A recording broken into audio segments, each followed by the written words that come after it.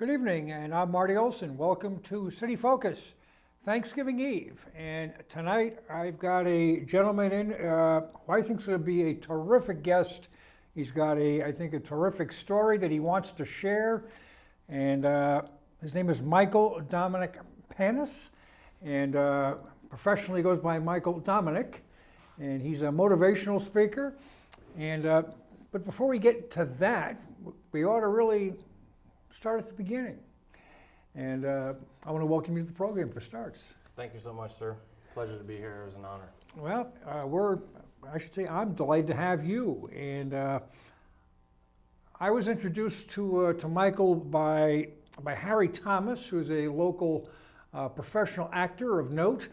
And I've met Harry actually because we're both season ticket holders for the Connecticut Sun. And I've been actually trying to get him engaged to come on the program.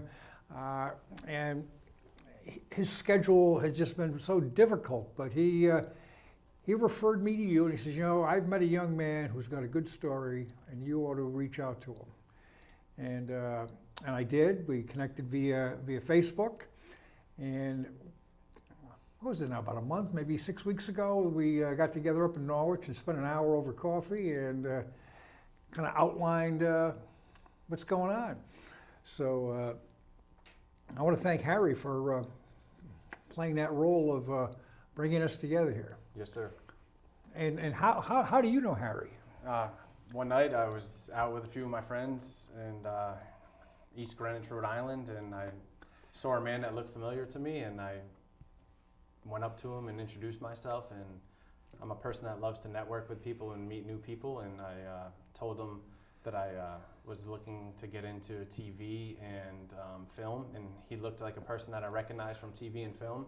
We exchanged contact information, and quickly we, became friends and have a close friendship. And just out one night, just met a person that I thought looked familiar and introduced myself, and now I have a great friendship with Harry. So he's How long ago was that? Probably around June of this summer. I met him in June. So just almost a half a year. Yeah. And recently, we went out to Barbados and worked out in Barbados for a charity golf tournament out there. So he came along with me. Fantastic. That's interesting stuff. Well, you're a shy and reserved kind of guy, and Harry's a shy and reserved kind of guy. So maybe you guys are made for each other here. Yeah. Well, when I had the opportunity to sit down with you a while back and we chatted, you shared with me that you've had two kind of traumatic events in your life that have really kind of shaped and formed the man who I'm sitting across from this evening. That's correct. And perhaps you'd like to share what those events are, and we'll take it from there. Because I think we'll start. It's going to take us from the beginning right up to where we are, I think. Yeah. Just to touch on the first, traumatic event that you touched on initially. Early on, when my mother was pregnant with me, she got sick, and my father brought her to the hospital, and they couldn't really pinpoint what was wrong with her. They thought she had pneumonia, so they sent her home to get rest. And that week, she got much more sick, and they brought her to another hospital, Bacchus Hospital in Norwich, Connecticut. And then they transported her directly to Yale New Haven Hospital, and I was taken out almost 3 months premature. And my mom was... How much premature? Almost 3 months. It was a little over 2.5 months. It was close to 3 months. And I was 4 pounds, 9 ounces when I was born. And my mother had a rare form of cancer at age 27. And my mother passed away 20 days after I was taken out. So I never had an opportunity to get to know my biological mother. And today, as you grow older through life's experiences, I miss my mom every single day. And I think about her, and I try to live my life to honor her and have her be proud of her son. So that's kind of where I am today. I include her in my achievements and success, and just want to be the best son that I can to my biological mother. So you've grown up in southeastern Connecticut? Actually, northeastern Connecticut. Yeah, I grew up in Moosup, Connecticut. My father was there. I have an older sister who was 1 year old when I was born. So she's a little, a year and 3 months or so older than me. So yeah, my dad lost his wife, who he had 2 children with. So obviously his life was turned upside down, and he, had a difficult time with that. So I spent a lot of time early on with my biological mother's grandparents. The first few months of my birth, when I got out of the hospital, I was with my biological mother's grandparents. So I'm very close with my biological mother's side of the family to this day. They have a big Italian family, and I'm very grateful and lucky to have such an amazing family. Yeah. Now, are you tight with your dad? Yeah, oh yeah. My dad, he's a great man. He was a union carpenter, former Marine as well. I am a former Marine as well, so I'm sure we'll get into that a little bit Oh, later I suspect so here. But yeah, my dad's a great man, and he ended up meeting my mother now, who pretty much raised me from the age of 2 on. So I have an unbelievable mother that has taken me in like her own, and I love them both dearly. Okay. Now you're 36 years old, so you're right at the peak. I mean, you're right at ready to rock and roll and tackle whatever is coming ahead of you here. But as noted when I met you, there's been a few stops and starts along the way between a premature birth and today. So Yes, sir.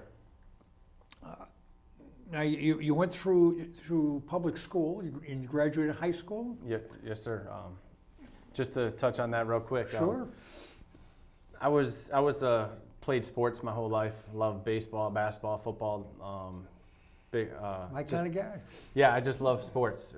It's a great way to work on teamwork and unity and morale, and I just love playing sports. And early on in life, I just realized that I wanted to serve my country. My dad was a former Marine around the Vietnam time in '69 to '72, and made it through middle school. I get into high school. Freshman year, I walked into the recruiting office. I walked into one recruiting office, and that was the United States Marine Corps. And I walked in there and told them I wanted to be a Marine. As a freshman in high school? As a freshman in high school. My family obviously had to sign for me to join because I was under the age of 18, and they approved it and supported it 100%. So you joined the Marine Corps at the age of what, 14? 16. 16. Yeah, 16. Yeah, it might have been like towards the end of freshman year, but it was early on. I think I was 16 years old. That would make you like a sophomore, junior, I would think, thereabouts. Yeah, it could be, but So you did not finish high school and you enrolled in the Marine Corps? Yeah. Or enlisted, should I say? Yeah, the way it works is when you join early before you graduate high school, it's called the delayed entry program. Okay.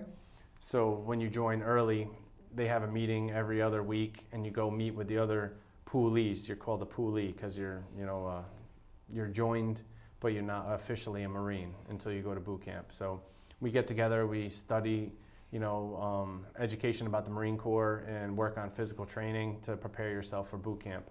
So I did that for a few years before I ended up leaving for boot camp. So it was the only thing that I knew at that time in my life. I was in high school, and I really didn't think I was ever going to go to college.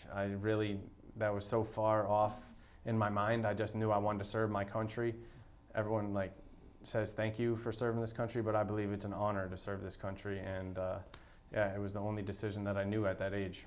And it was something that your fathers and the elders in your life at that point in time readily supported.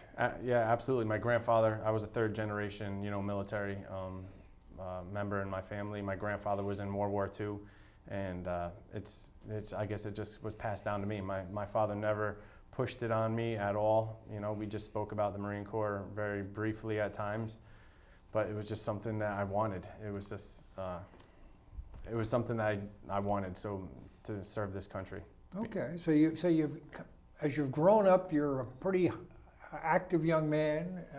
You're an athlete, a Marine, pretty gung ho. I mean, patriotic. Yeah. A lot of good stuff going on. Did you ever give any consideration as a young fellow to officer training, or were you content to be an enlisted man?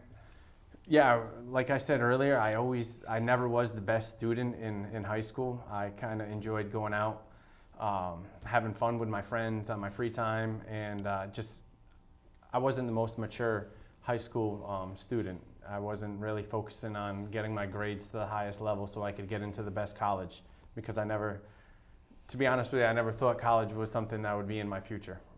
I was just so set on the Marine Corps, and I just looked at that right in front of me. So I never really pursued becoming an officer or joining, the officer candidate school while I was enlisted to become an officer as well. I just was an enlisted Marine, and I did my job in the Marine Corps. And what was your job? I was an aviation operations specialist. We flew on Cobra helicopters as a crew chief I was stationed in New Orleans, Louisiana.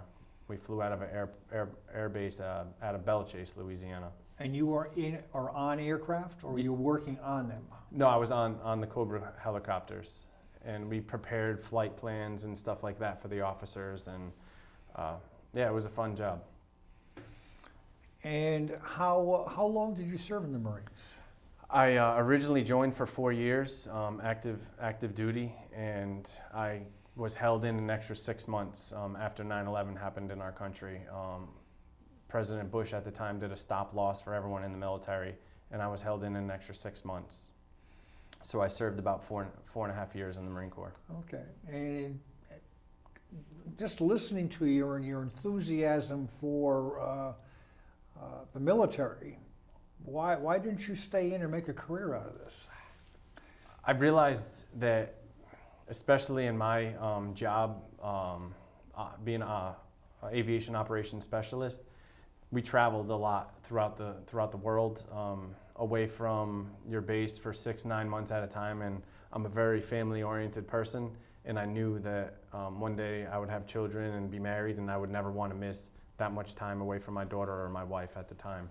So I just knew. Were you married when you were in the Marines? I mean, no, I wasn't. So you were anticipating you'd get married and have a family?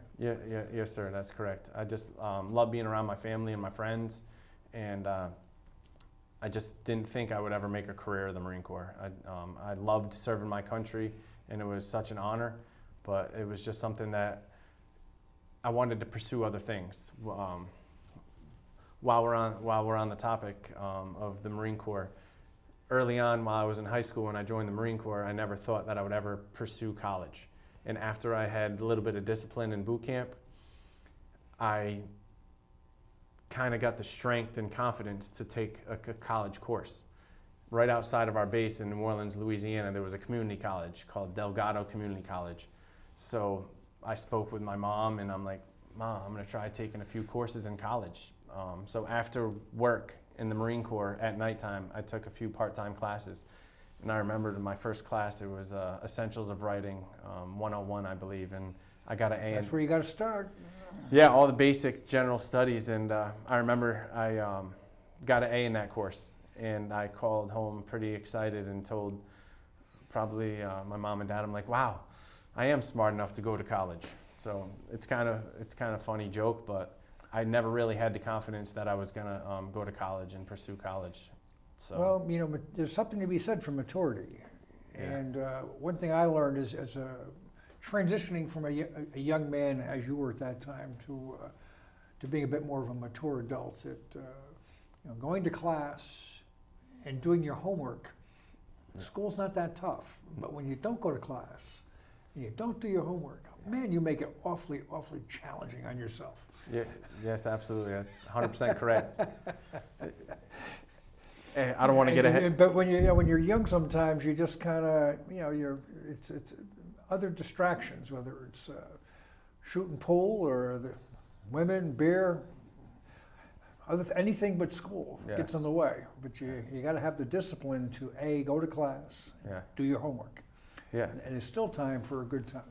Yeah, and surprisingly, being stationed in New Orleans, Louisiana, there was quite a bit of that going on. I suspect so. Yeah, yes, sir. I mean, I lived less than 2 miles from Bourbon Street in the French Quarter, and we used to run physical training in the morning at 5:30 in the morning. right on the river, Mississippi River, right in the French Quarter, and we would still see people out at 5:30 in the morning that still are like going strong from the night before. So I thought New York was the city that never sleeps. I guess New Orleans is a yeah, close second. yeah, it was a fun city. Well, I visited it twice, and it is fun. But I can't say that I stayed and burned the candle at both ends when I was visiting. But that's interesting. So, what else did you take out of your military experience? I mean, you seem so enthused about this and gung ho. I mean, was your father a career in the military, or did he put in 5 or 10 years and decide to get out and do something else? I mean, I'm just trying to get a handle on where you may have gotten some of your guidance and direction. Yeah, my father joined the Marine Corps a little bit after high school. It was probably later. Me, I joined right in high school, so I think he joined a few years afterwards, around the Vietnam time, like I said. And back then, when he enlisted, it was only 3 year. It was a 3-year enlistment. So he served from 1969 to 1972, and then he decided to get out. And his father was in the union carpentry, and that's what he took up as well. He was a union carpenter, very, very good.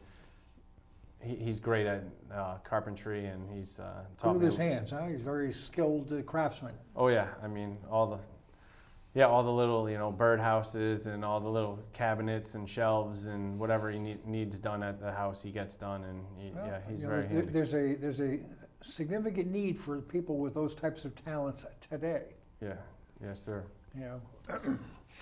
Well, that's pretty interesting. Folks, you're watching City Focus, and I'm Marty Olson, your host, and tonight we're having a wide open conversation with a young man that I met, I don't know, like I say, about a month, 6 weeks ago, Michael Dominic, and he's had some interesting challenges, and we're going to get into those shortly, which I think are inspirational and that merit his story being told here in this format.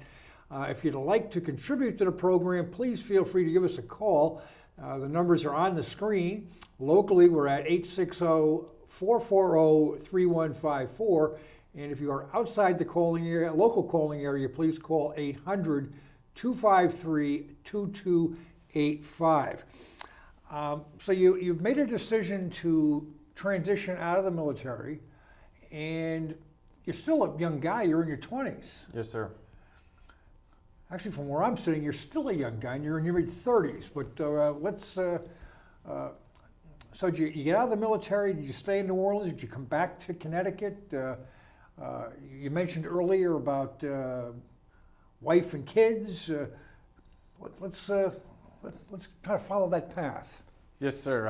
I'll give you a little bit more information about when I was in the Marine Corps. Sure. I first decided to take part-time classes at the community college, and realized that I, was intelligent enough to, pursue college and continue that. So I ended up actually getting my associate's degree while I was in the Marine Corps before I got out in the 4.5 years. So I ended up getting 60 credits while I was down there, in addition to serving my country in the Marine Corps.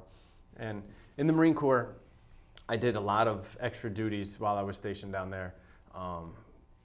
As we all know, Hurricane Katrina happened a few years ago, and I was on the Hurricane Disaster Platoon, and that was specifically designed in case there was a hurricane to ever come up the Mississippi River in New Orleans.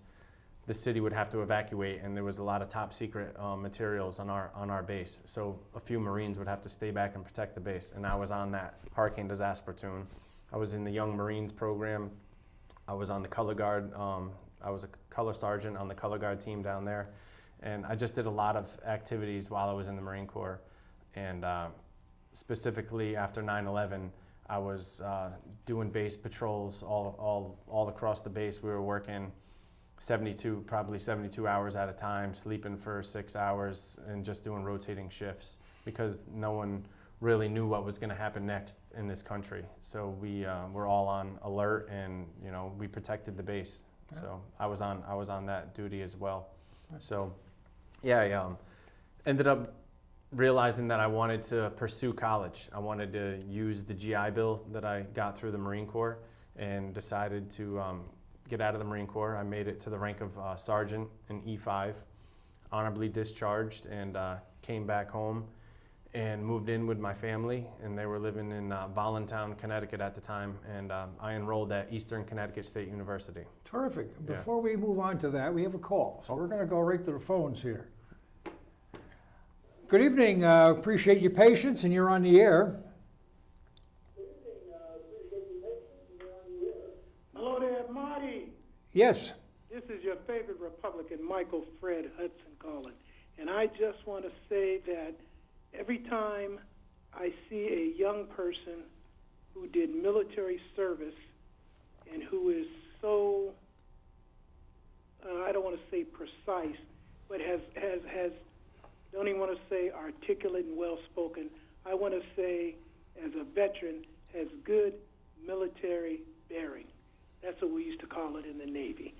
And it just renews my faith and confidence that America is not lost. So that's my initial comment. My second comment is, I want a question for your guest, because I see he's a motivational speaker. Does he think, or what are his opinions about, the idea has been bounced around a lot of times, about compulsory military service, not necessarily Marines, but compulsory military service for, for youngsters, not youngsters, but, for young adults. Because I've had a lot of friends when I was in the military who weren't in the military, civilian friends, and they were kind of listless, aimless, drifting around. And a lot of them joined the National Guard. And they went from the National Guard part-time to full-time, because what the military teaches you is structure and responsibility. And these were the kind of guys that if they didn't go in the military and didn't have that discipline, they would have been in jail or gang members or something, gone definitely down the wrong path. And then my second statement, and I'll let him respond, is that the one thing the Navy taught me was how to drink, and drink responsibly, because I don't remember half of my naval career, but I never got disciplined for being AWOL or, what I'm saying, not showing up for muster. And that's a funny aside note, because I was the quintessential drunken sailor. But at 8 o'clock in the morning, all of a sudden you sober up and you did your job, and depending on when Liberty went down, it was almost like they had a bourbon IV drip. You know what I'm saying? And it's amazing how you can adjust mentally and physically to still do your job, but then party hard. All right, I'll hang up and let you comment. Thank you so much for the call, and that really, I think, dovetails nicely into your story. Good and bad, but I'll let you answer. He asked about compulsory service, and then he got involved with alcohol. So why don't you answer question one regarding your thoughts on compulsory service, and then we'll move forward. Yes, to answer his first question, since I was like third generation military in my family, I just think it's an important thing to do in this country. I know some countries have everyone serve in the military, whether it be military or civil service, and I kind of wouldn't mind seeing that in this country, just because of the freedom that we have today. A lot of people don't understand what it's like in other countries, and just to sit here right now and have this TV show sitting here and not really have many worries is just something that I'm so grateful for, because of all the people that have served in the military before me. And I just love this country, and I wanted to do my part in whatever I could for this country to keep it in the way it is today. So I think the caller is regarding compulsory service. We're one of the few first world countries that does not have a mandatory service component of some sort. And I think that as one who has not served, just so I get that out front, that it may help some young people get focused earlier in life, where they're 18, 20 years old. You're still developing mentally, intellectually, in so many different ways. I mean, you're not necessarily prepared for life.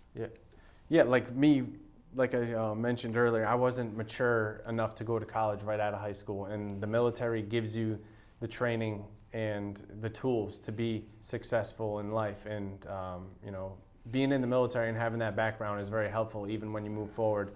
A lot of people like to see former military because of the tools that are instilled in you in the Marine Corps or the Navy or the Air Force or the Army or the Coast Guard, whatever branch it is. So if someone was ever in a time in their life where they were unsure, the military would be something that I would definitely recommend to help your journey in your life. It definitely made me the man who I am today. Yeah. So I'm very grateful and thankful for that. So yeah, I support it 100% for someone that is maybe a little bit unsure of what they want to do. And to me, it was more along the lines of just honoring and serving this country. Yeah. Well, when we left off before the call, you had been honorably discharged, and you had come back to Connecticut, and you enrolled in Eastern Connecticut State University up in Willimantic. Yes, sir. Now, were you doing that full time, or were you working and going to school? How was that working out for you? Yes, Marty, I moved back home in 2003, and I moved back in with my family to save money, and I was commuting to Eastern Connecticut State University. I was studying business administration with a minor in marketing. So I got a part-time job as a bartender up at the Westerly Yacht Club on the nights that I didn't have school. Or The Westerly Yacht Club is in Westerly, Rhode Island. Westerly, Rhode Island. Okay, this is where Yes, sir. I was living in Voluntown, Connecticut, so Westerly, Rhode Island was only about 35 minutes from my house, so it wasn't too far of a commute. So I was going to school actually full-time, and I tried to take a couple extra classes in addition to that, because I felt, because of my service in the military, even though I got my associate's degree while I was in the military, I was still feeling like I needed to catch up with my peers that graduated with me in high school that had already started their careers. So I was always taking like either 15 or 18 hours while I was at Eastern Connecticut State University, in addition to bartending as well. So I had a full load on my plate. And were you able to get through Eastern in essence 2 years, or did it take you a little longer than that? It did end up taking me a little bit longer.